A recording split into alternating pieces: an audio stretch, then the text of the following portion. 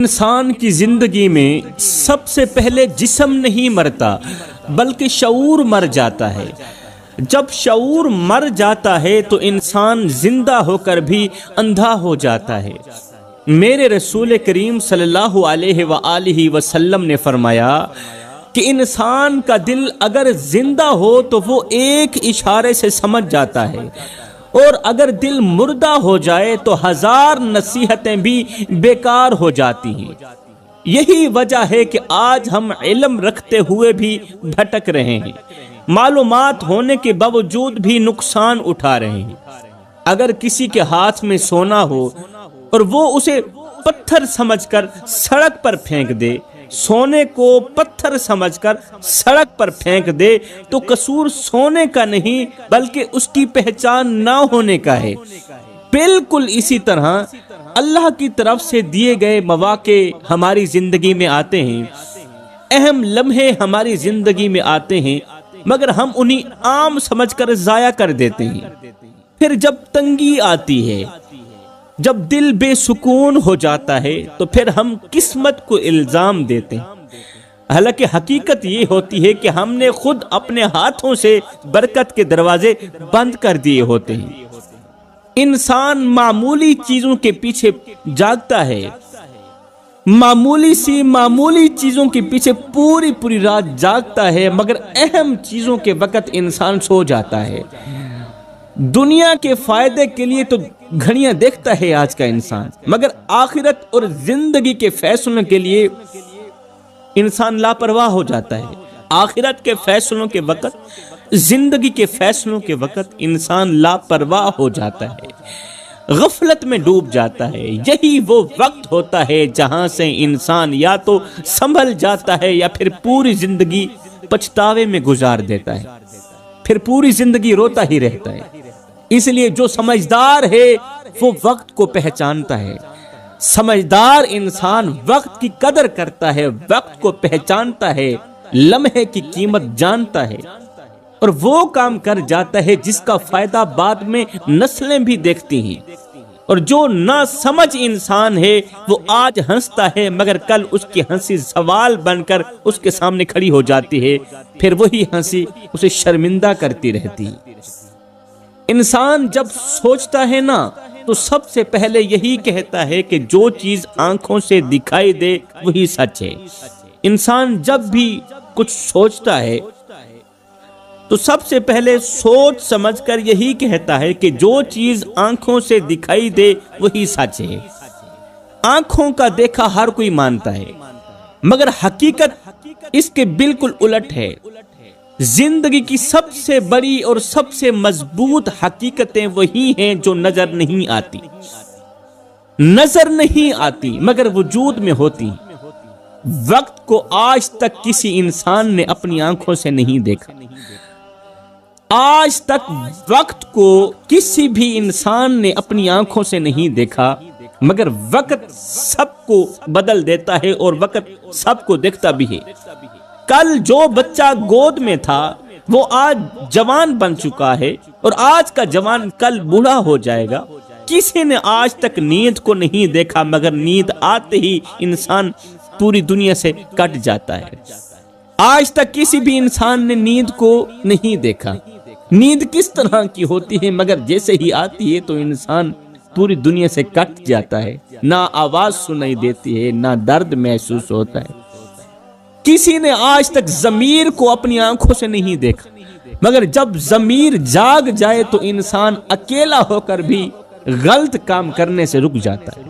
بس یہی وہ بات ہے جو میں آپ کو سمجھانا چاہتا ہوں کہ جو چیز نظر نہیں آتی وہ کمزور نہیں ہوتی، بلکہ اکثر وہی سب سے زیادہ طاقتور ہوتی ہے۔ عقل مند وہی ہے جو صرف آنکھوں پر نہیں بلکہ سمجھ پر یقین کرے۔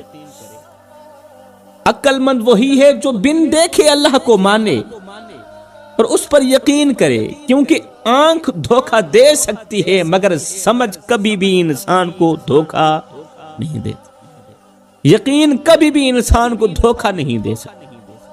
میری قوم کے نوجوانوں، ہمارے نبی کی زندگی کا وہ وقت جب طائف کی گلیوں میں پتھر برس رہے تھے، جسم مبارک زخمی تھا مگر دل بد دعا کے لیے پھر بھی تیار نہیں تھا۔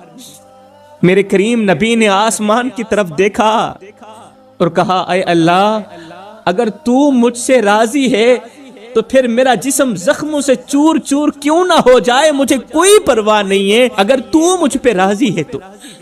میری قوم کے نوجوانوں، میرے نبی کو بھی تکلیف محسوس ہوئی تھی مگر پھر بھی انہوں نے کبھی یہ نہیں کہا کہ اللہ کہاں ہے۔ تکلیف محسوس ہوئی تھی، درد محسوس ہوا تھا، آنکھوں سے آنسو بھی نکلے تھے، مگر کبھی بھی میرے اور آپ کے کریم آقا نے یہ نہیں کہا کہ اللہ کہاں ہے، بلکہ انہوں نے ہر درد میں اللہ کو یاد رکھا۔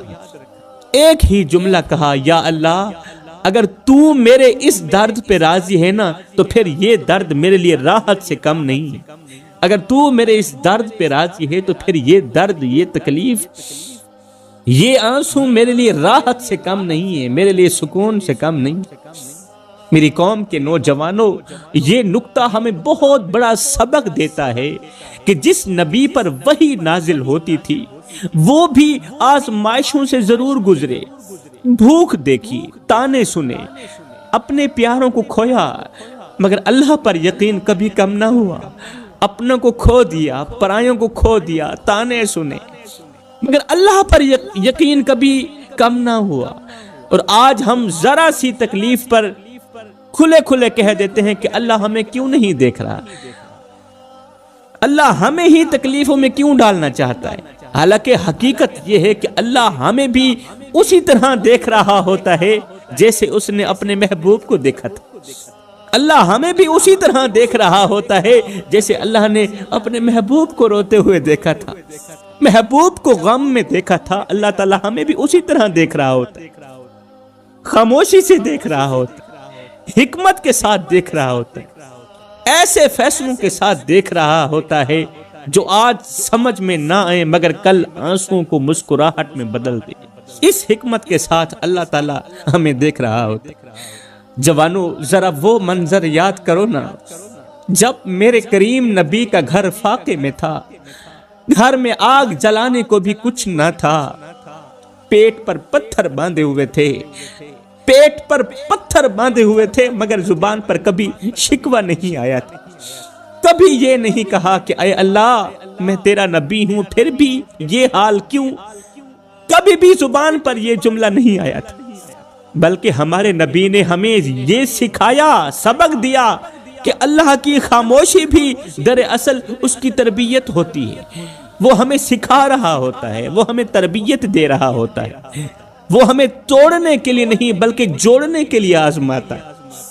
بھوکے رہ کر بھی میرے نبی کا دل مطمئن رہتا تھا، رو کر بھی میرے نبی کا دل مطمئن رہتا تھا، دکھ سہ کر بھی میرے نبی کا دل مطمئن رہتا تھا، کیونکہ دل کو یقین تھا کہ میرا رب مجھے دیکھ رہا ہے، یقین تھا کہ میرا رب مجھے دیکھ رہا ہے۔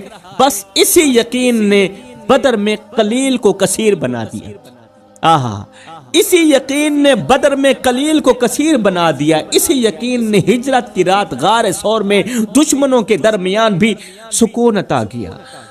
دشمنوں کے درمیان بھی کسی کو سکون ملا آج تک؟ دشمنوں کے درمیان بھی کسی کو راحت ملی آج تک؟ ایک یقین تھا، اور اسی یقین نے ہجرت کی رات غار ثور میں دشمنوں کے درمیان بھی راحت عطا کی، سکون عطا کی۔ جب چاروں طرف خطرہ تھا، چاروں طرف دشمن ہی دشمن تھے، اور نبی نے اپنے ساتھی سے کہا میرے ساتھی غم نہ کرو، اللہ ہمارے ساتھ ہے۔ یہ وہ یقین ہے جو ایک بار مردہ دل کو بھی زندہ کر دیتا ہے، مردہ ضمیر کو جگا دیتا ہے، کیونکہ یہاں اللہ نظر نہیں آتا مگر اس کی مدد محسوس ضرور ہوتی، یہاں دعا فوراً قبول ہوتی نظر نہیں آتی مگر وقت آنے پر تقدیر خود جھک جاتی ہے، خود جھک کر انسان کا استقبال کرتی ہے۔ اور یہی وہ سبق ہے جو ہمارے نبی کی سیرت ہمیں دیتی ہے کہ جو بندہ مشکل میں بھی اللہ پر بھروسہ رکھے، اللہ اس کے آنسوں کبھی ضائع نہیں کرتا۔ میرے کریم نبی اپنی مبارک زندگی کے آخری ایام میں تھے، جسم کمزور ہو چکا تھا، بخار کی شدت بڑھتی جا رہی تھی، بخار کی شدت بڑھتی جا رہی تھی مگر امت کا غم کم نہیں ہو رہا تھا، امت کا غم دل سے کم نہیں ہو رہا تھا۔ اس حالت میں بھی ہمارے نبی نے بار بار یہی پوچھا تھا، ہمارے نبی بار بار یہی پوچھتے رہے کہ میری امت نے نماز کا خیال رکھا یا نہیں رکھا۔ اس وقت میری امت کمزوروں کے ساتھ، غریبوں کے ساتھ کیسا سلوک کر رہی ہے؟ میری امت کہیں دنیا میں گم تو نہیں ہو گئی، کہیں غفلت میں دفن تو نہیں ہو گئی؟ میرے بھائیوں، جس نبی نے ساری زندگی ہمارے لیے تکلیفیں اٹھائیں، تانے سنے، زخم کھائے، ہجرت کی، دکھ جھیلے، وہ نبی آخری سانسوں میں بھی اپنے لیے نہیں بلکہ ہمارے لیے فکر مند ہیں۔ آنکھوں سے آنسو خود بخود نکل آتے ہیں جب یہ خیال آتا ہے کہ ہمیں ہنسانے کے لیے ہمارے نبی روتے ہیں۔ آج ہم ذرا سی آزمائش پر کہہ دیتے ہیں کہ اللہ ہمیں کیوں آزماتا ہے، حالانکہ ہمارے نبی نے ہمیں یہ سکھایا کہ آزمائش اللہ کی ناراضگی نہیں بلکہ اس کی توجہ ہوتی ہے۔ وہ جسے یاد رکھتا ہے اسے آزماتا ہے، جسے اپنے قریب لانا چاہتا ہے اسے آزماتا ہے۔ اللہ ہمیں نظر نہیں آتا مگر ہمارے آنسو گن رہا ہوتا ہے، ہمارے دکھ لکھ رہا ہوتا ہے، اور جب وقت آتا ہے تو وہی آنسو ہماری نجات کا ذریعہ بن جاتے ہیں۔ بس شرط یہ ہے کہ دکھ میں بھی، تکلیف میں بھی زبان سے شکوہ نہ نکلے بلکہ دل یقین سے بھرا ہوا ہو، جیسے ہمارے نبی کا دل ہر حال میں اپنے رب سے بھرا ہوا تھا، ہر حال میں یقین سے بھرا ہوا تھا۔ ہمیں اکثر اللہ کے فیصلے سخت لگتے ہیں کیونکہ ہم صرف آج دیکھ رہے ہوتے ہیں اور اللہ کل بھی دیکھ رہا ہوتا ہے۔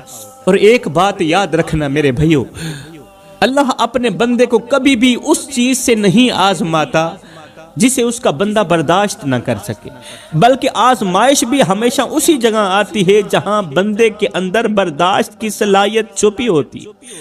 قرآن میں یہ بات صاف صاف سمجھا دی گئی ہے کہ اللہ کسی جان پر اس کی طاقت سے زیادہ بوجھ نہیں ڈالتا، مگر ہم اکثر یہ بھول جاتے ہیں کہ طاقت صرف جسم کی نہیں ہوتی، طاقت دل کی بھی ہوتی ہے۔ حضرت یعقوب علیہ السلام کو دیکھو، بیٹا جدا ہوا، برسوں آنکھیں اشک بار رہی، یہاں تک کہ بینائی بھی جاتی رہی، مگر دل سے امید نہیں گئی تھی۔ انہوں نے کہا کہ میں اپنے غم کا شکوہ اللہ سے ہی کرتا ہوں، یعنی لوگوں کے سامنے رونا کمزوری ہے، لوگوں کے سامنے رونا کمزوری ہے، فضول ہے، مگر اللہ کے سامنے رونا عبادت ہے۔ یہی وہ فرق ہے جو عام انسان اور اللہ کے ولی میں ہوتا ہے۔ عام انسان دکھ میں ٹوٹ جاتا ہے، بکھر جاتا ہے، اور اللہ والا دکھ میں نکھر جاتا ہے۔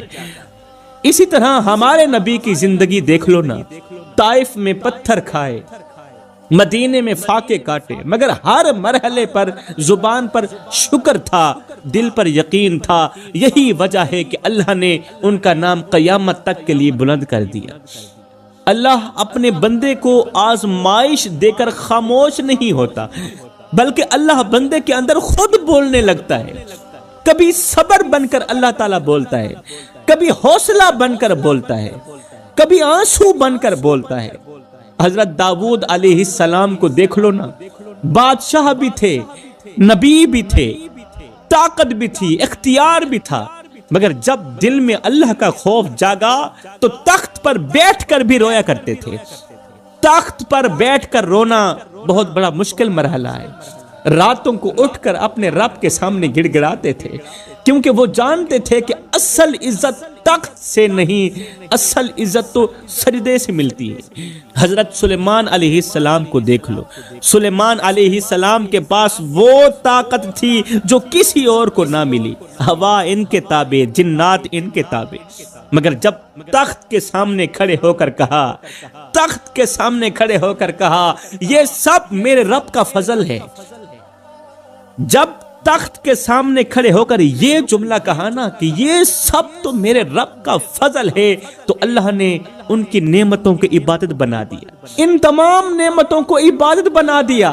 یہ تو ہو گئے سلیمان علیہ السلام۔ اب ذرا قارون کو دیکھو، اس کے خزانوں کی کنجیاں کئی طاقتور آدمی اٹھایا کرتے تھے، لوگ اسے دیکھ کر کہتے تھے کاش ہمیں بھی قارون جیسی دولت مل جاتی۔ مگر جب قارون کو سمجھایا گیا کہ یہ سب اللہ کا دیا ہوا، یہ مال اللہ کا دیا ہوا، تو اس نے صاف صاف کہہ دیا کہ یہ اللہ کا دیا ہوا نہیں ہے، یہ میری محنت کا نتیجہ ہے۔ اس نے شکر کے بجائے غرور کو چن لیا۔ جب اس نے تکبر سے کہا نا کہ یہ تو میری محنت کا نتیجہ ہے، یہ تو میری محنت کا نتیجہ ہے، اللہ کا کرم کہاں ہے؟ یہ تو میری محنت کا نتیجہ ہے۔ پھر اللہ نے کیا کیا؟ اس کی دولت، اس کے محل، اس کی شان و شوکت سب کو ایک ہی لمحے میں زمین کے اندر دھنسا دیا۔ اب ایک طرف حضرت سلیمان علیہ السلام ہیں جنہوں نے طاقت پا کر سر جھکا دیا تو اللہ نے ان کا ذکر قیامت تک کے لیے زندہ کر دیا، اور دوسری طرف قارون ہے جس نے دولت پا کر گردن اکڑا لی تو اللہ نے اسے عبرت کا نشان بنا دی۔ ایک کے ساتھ یہ ہوا کہ اس کی بادشاہت بھی عبادت بن گئی، اس کی ہر ایک نعمت عبادت بن گئی، اور دوسرے کا انجام یہ ہوا کہ اس کی دولت بھی اس کے لیے عذاب بن گئی۔ یاد رکھنا میرے بھائیو، اللہ نعمت دے کر شکر مانگتا ہے، غرور نہیں مانگتا، کیونکہ شکر انسان کو بلند کرتا ہے اور غرور انسان کو زمین میں ملا دیتا ہے۔ آخر میں جاتے جاتے میں دو چار درد بھری نصیحتیں کرنا چاہتا ہوں میرے بھائیو، اور کہنا چاہتا ہوں کوئی تمہارا دل دکھائے تو صبر کر لینا، کوئی تم سے تمہارا سکون چھین لے تو بھی صبر کر لینا، کوئی تمہیں بے یار و مددگار چھوڑ دے تو بھی صبر کر لینا، کیونکہ صبر کرنے والا اپنے رب کے قریب ہو جاتا ہے۔ یہی تو وہ رب کا پیارا بندہ ہوتا ہے جس کے ایک ایک آنسوں کا حساب اللہ تعالیٰ خود لیتا ہے۔ صبر کرنے والا، خدا را میرے بھائیو، کسی کے صبر کو اس کی کمزوری مت سمجھنا، کسی کے صبر کو اس کی کمزوری مت سمجھنا۔ ہو سکتا ہے وہ سب سہ رہا ہو جو تم ایک دن بھی نہ سہ پاؤ، ایک لمحے بھی نہ سہ پاؤ۔ کبھی کبھی انسان اتنا تھک جاتا ہے کہ اسے رونے کا بھی دل نہیں کرتا، بس خاموشی اوڑھ لیتا ہے، خاموشی اوڑھ لیتا ہے اور جیتا چلا جاتا ہے۔ یہ ان لوگوں کی خاموشی ہوتی ہے جنہوں نے بہت کچھ کھو دیا ہوتا ہے، بہت کچھ کھویا ہوتا ہے مگر کسی کو بتایا نہیں ہوتا، جن کے دل پر لگے زخم نظر نہیں آتے مگر ہر سانس کے ساتھ چبھتے ضرور ہیں۔ یہ ان لوگوں کی کہانی ہے جو ہر ایک کے لیے مضبوط بنے رہے مگر خود کے لیے کمزور ہوگا، جو ہر بار معاف کرتے رہے یہاں تک کہ خود کو ہی کھو بیٹھے۔ میرے بھائیو، اگر تم بھی انہی میں سے ہو جنہیں بار بار آزمایا گیا، جن کے جذبات کچل دیے گئے، جن کی نیکی کو کمزور سمجھا گیا، اگر تم بھی ایسے ہی ہو تو پھر میرے بھائیو تم غلط نہیں تھے، تم بس بہت زیادہ سچے تھے، اور دنیا سچوں کے لیے اکثر سخت ہو جاتی ہے۔ یاد رکھو، جو دل ٹوٹ کر بھی رب سے جڑا رہے وہ کبھی برباد نہیں ہوتا، وہ دل دیر سے ضرور سنورتا ہے مگر مضبوطی سے سنورتا ہے۔ تمہاری خاموشی ضائع نہیں ہوگی، تمہارے آنسو رائے گار نہیں ہوں گے۔ رب نے ہر درد نوٹ کیا ہوا، اور جس دن وہ تمہیں تھام لے گا نا، اس دن تمہیں احساس ہوگا کہ جو کچھ تم نے سہا وہ تمہیں مٹانے کے لیے نہیں بلکہ تمہیں ایک نئی طاقت دینے کے لیے تھا۔ کچھ دل ایسے بھی ہوتے ہیں جو چیخنا چاہتے ہیں مگر صرف آہیں بھر بھر کر رہ جاتے ہیں، جو کہنا بہت کچھ چاہتے ہیں مگر ہر بار خود کو روک لیتے ہیں۔ یہ ان لوگوں کی کہانی ہے جنہوں نے بار بار برداشت کیا، صرف اس امید پر برداشت کیا کہ شاید کوئی ہمیں سمجھنے آ جائے مگر ہر بار سمجھنے والا کوئی نہ آیا۔ اگر تم بھی انہی میں سے ہو جنہیں بار بار نظر انداز کیا گیا، جن کی خاموشی کو کمزوری جانا گیا، تو جان لو رب ایسے ہی دلوں کے سب سے قریب ہوتا ہے۔ وہ دل جو ٹوٹ کر بھی بد دعا نہیں کرتے، اللہ تعالیٰ ایسے دلوں کے سب سے قریب ہوتا ہے۔